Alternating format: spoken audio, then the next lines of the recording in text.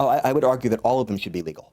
Um, Overarchingly for the same reason that the state really has very little interest controlling what people do in their own private lives in their own bedrooms unless it directly and negatively affects other people in a tangible way.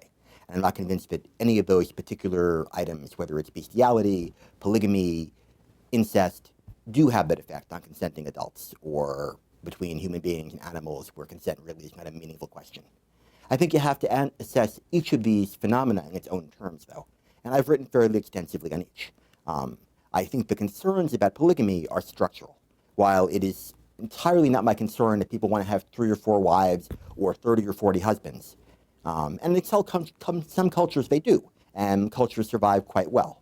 My one concern would be if, for example, the person who decides they're going to have 40 wives and would like Social Security to pay benefits to all of them after their demise.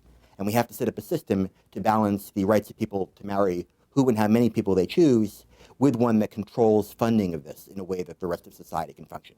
Um, in the same manner, while I think bestiality per se should be legal, I think there may be forms of bestiality that transcend into animal cruelty, and there the government might want to step in.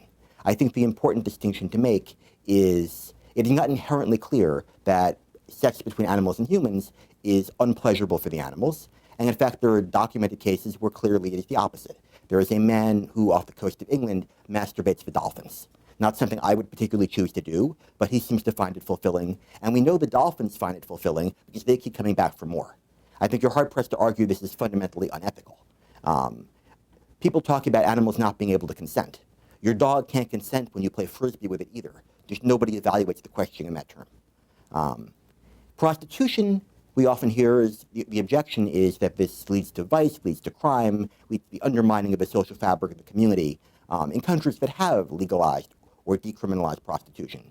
Amsterdam comes to mind, Sweden comes to mind. Crime rates have actually gone down. The prostitutes, rather than being victims, can lead stable middle-class lives and they're protected. So in some ways, it's a specious argument. The objections to all of these phenomena are really not what people say they are. People say they're concerned about the welfare of these individuals. What they're really interested in doing is imposing their own social values or their own religious values on other people. And that's what really concerns me.